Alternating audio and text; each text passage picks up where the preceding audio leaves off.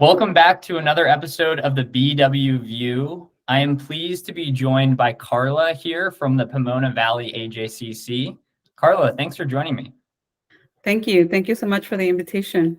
Absolutely. It's fantastic to have you here. I thought maybe we could work into our first question here by having you introduce yourself to our audience and some of the amazing work that you all are involved in. Sure. My name is Karla Aceves. I am the Business Service Manager here at Pomona Valley AJCC. And just some of the great, amazing work that we do here at the Americas Job Center is work with dislocated workers, or as people know it, people who have been recently laid off. We help them with training. We help them with workshops and training such as resume writing, interview writing. We assist them with job searching. And if anyone who's interested on changing their career path after they're being laid off, then we'll introduce them to training referrals. So, yeah.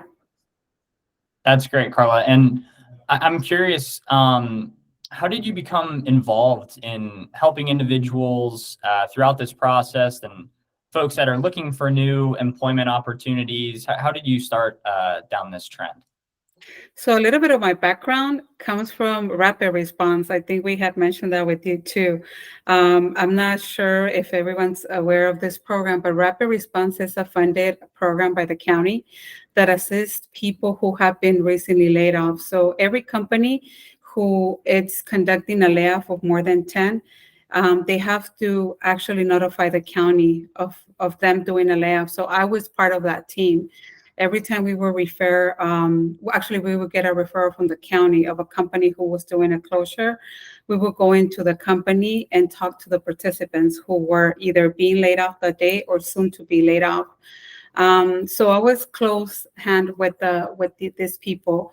We would help them with how to apply for unemployment, how to continue their health insurance, how to, if anyone was ready just to jump into another job, or help them with job searching, along with resume writing. So this comes from me working one-on-one from them.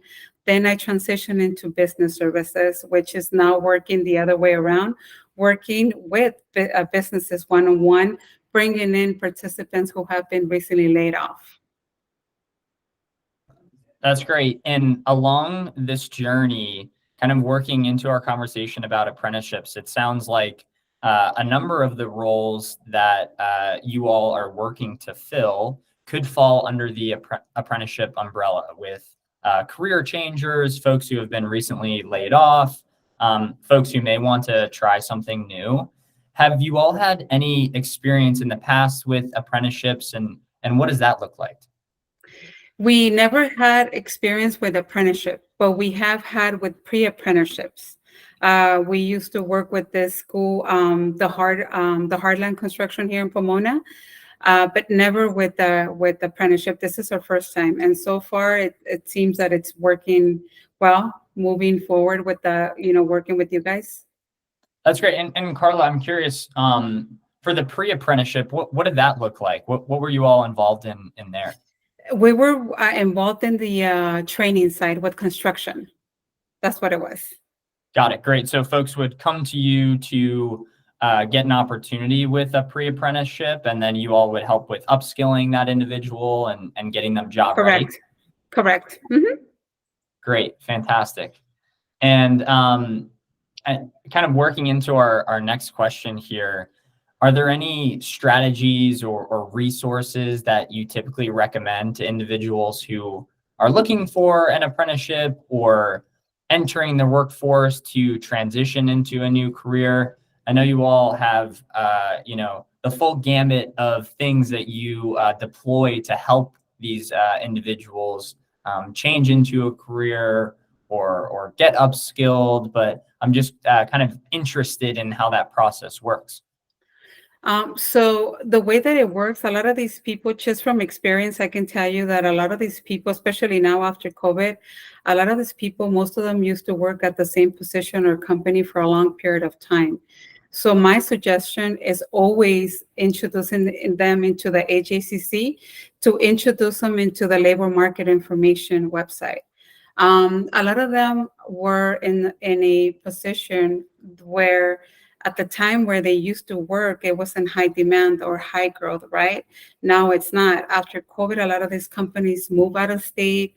They moved, to either Mexico, just another state. So they're no longer here, and they're no longer a high growth. So a lot of these people, we have to teach them and just, how to be involved or actually be interested into moving into another position or another transition into another occupation.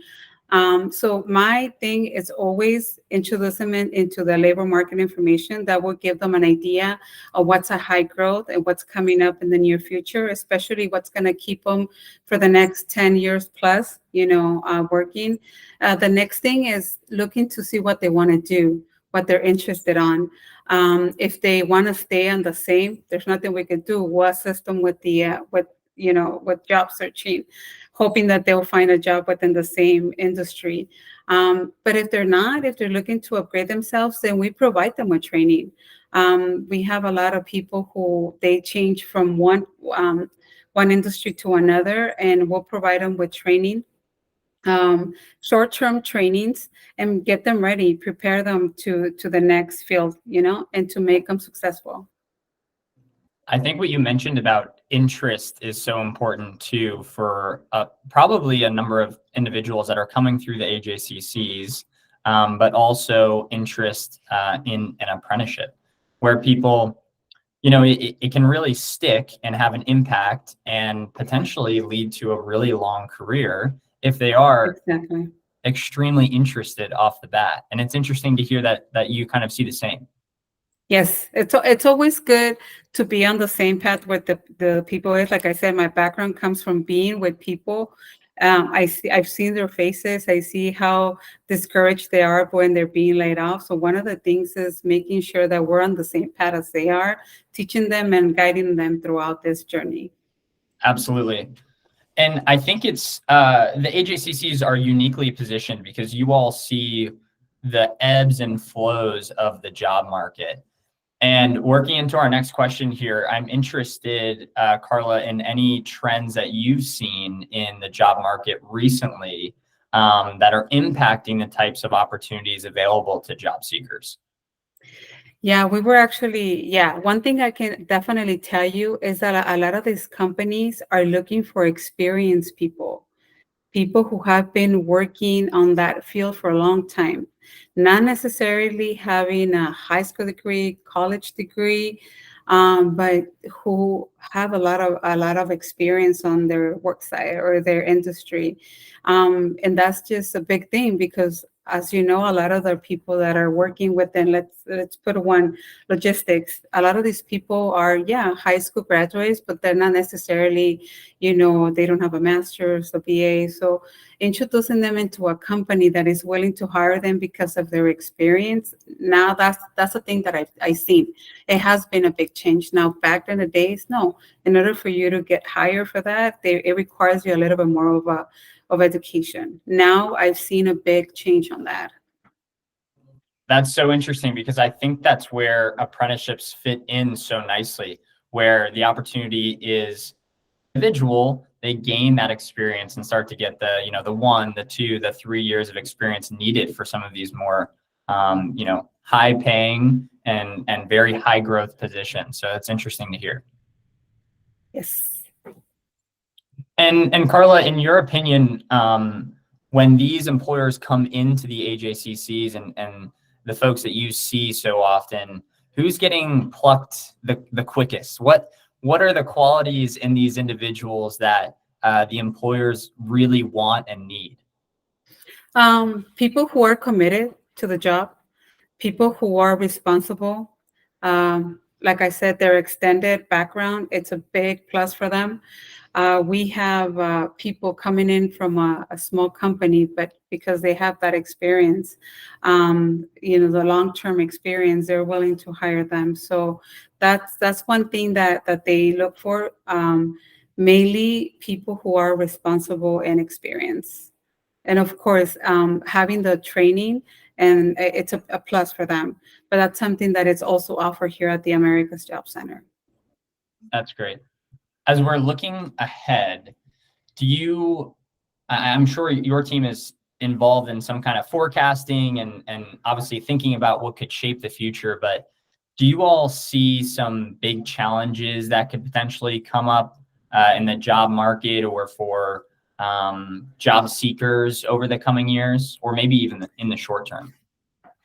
In the short term, I can tell you, just getting them back to work. A lot of these people, I'm not saying all of them, but the majority of them got used to not working during COVID. So that having that gap of not working, getting back on the field of working, it has been a big what should I call that? It's just a huge thing for us, because not a lot of people want to work right away. They want to take time, or they don't want to work full time. I would love to see changes where people are ready just to be back to to work, and where they're mostly interested on just getting back on the work field and ready to work, rather than just taking time off more than what they already took off. We hear about so many positions that go unfilled every year. I think it's like 1.5 positions or open positions to every 1 position that's available each year, and we just don't have enough folks that are interested or really want to dive into an apprenticeship or an apprenticeship-like opportunity to learn. And I think that's what's so interesting about this model is folks are seeing it as an opportunity to get back to work and to upskill and potentially really launch into their career. Correct. And I think it's more about teaching them, letting them know that they have options, and that this is a field that they can work in as a training, get trained, go to school and get paid at the same time, or work throughout the apprentice, and then and be able to be ready to another work site if they're not interested into staying into that one. So I think it's just letting them know that there's other options, such as, Build with them, that it can help them through this apprenticeship, that will be something awesome to teaching them, basically. Sure. I'm always interested in asking this question. You all see a number of individuals that come through and you have placed as well. And so you all hear about, I'm sure, so many success stories that you've seen and contributed to. Do any stories come to mind, 1 or 2 that you'd like to share or that really stand out to you?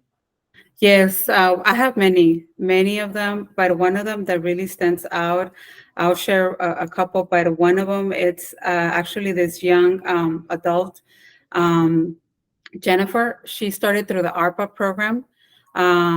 She was born here in the United States, but they took her when she was young to Mexico. So therefore, her parents got her back here. So when she was here, her parents brought her back here to the United States, but somehow she ended up, facing homeless, unsure of what to do. So we introduced her into the ARPA program with Transitional Job. She was unsure of what she wanted to do, but from the experience, the knowledge, and the persistence of the case managers for the youth, working with her, letting her know, hey, try it out, see how this works. We were able to place her at the Mexican consul. They actually needed someone like her, someone who was fully bilingual, English and Spanish, because her English wasn't good, but her Spanish was great. And they needed someone like her, but she was so insecure.